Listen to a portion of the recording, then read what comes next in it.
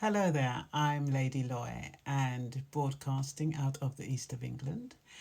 And you'll find me on Lovers Rock Radio every Friday, 7 till 9 for nostalgic vibes, and on Saturdays, Gold Standard Radio for more modern and dancehall and that kind of stuff, 7 till 9. So today's food for the heart is about entrapment and narcissism. So, good morning, good afternoon, and good night. Did I say that? Depending on which part of the world you're watching me from. Today's Food of the Heart is about narcissism and entrapment and is called When Love Becomes a Cage. Sometimes we hear the word narcissism so often these days that it almost loses its meaning. Everybody seems to be calling somebody a narcissist. Social media is full of videos diagnosing people we've never met, and before long, we can become more interested in labeling someone than understanding what is happening to our own heart and to them. So today, I don't really want to talk about diagnosing personalities. I want to talk about what it feels like when your heart slowly becomes trapped. Entrapment doesn't usually happen all at once. It's if someone locked you in a room on the first day, you would recognize it immediately.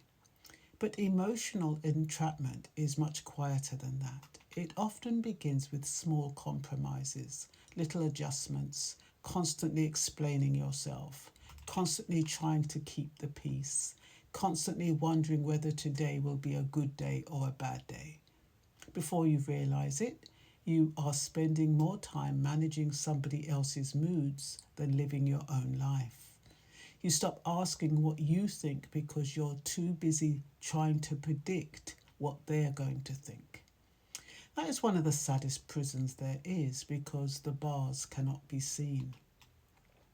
Have you ever walked into a room looking for something, stood there for a full minute, then forgotten why you went there in the first place? You stand looking around the walls as if the walls might remind you and then quietly walk back out, only to remember halfway down the hallway what you came for. Emotional entrapment can feel a little like that. Somewhere along the journey, you forget why you started becoming the person you created to be. You lose sight of yourself while trying to please someone else. And the need beneath this conversation is not simply protection from difficult people. The deeper need is permission to trust your own mind again. People who feel trapped often begin doubting themselves. They replay conversations over and over. They wonder whether they imagined what happened. They apologize for things that were never their fault. They carry responsibility that belongs to someone else because it somehow feels easier than another argument. Little by little, confidence slips away, not because they're weak, but because confusion is exhausting. God never intended us to live permanently confused. In 1 Corinthians 14:33, we are told that God is not the author of confusion, but of peace. That doesn't mean life is always simple, but it does remind us that peace and clarity often travel together. If your soul has been living in constant confusion for months or years, perhaps it is time to stop asking, how do I fix this person? And begin asking, what has happened to me? Sometimes we become trapped because we keep believing that one more conversation will change everything, one more explanation, one more chance, one more sacrifice, one more apology. We tell ourselves that if we can just find the right words, everything will suddenly become healthy. But relationships are not transformed by one person carrying all the emotional weight. They grow when both people are willing to carry responsibility.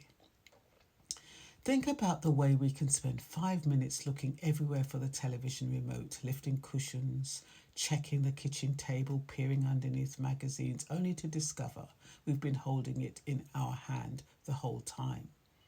In the story Acres of Diamonds by Russell Conwell, a Persian farmer sells his farm to travel the world looking for wealth. eventually falling into despair because he's so broke. He returns to find that the new owner of the farm has unearthed one of the richest diamonds in the world.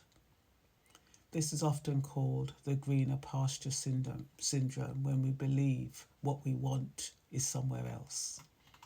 Sometimes the very thing we're searching for has been with us all along. Similarly, many trapped people spend years searching for permission to leave unhealthy patterns, when what they are really searching for is the courage to believe what they already know. Courage often arrives quietly. It doesn't always come with dramatic speeches. Sometimes courage is simply saying, this conversation isn't healthy for me. Sometimes courage is deciding not to answer every accusation. Sometimes courage is allowing silence to do what endless explanations never could. Jesus himself didn't answer every accusation that came his way. There were moments when he remained silent because not every heart was looking for the truth. Some were simply looking for control. That is a lesson worth carrying with us. We don't have to defend ourselves against every misunderstanding.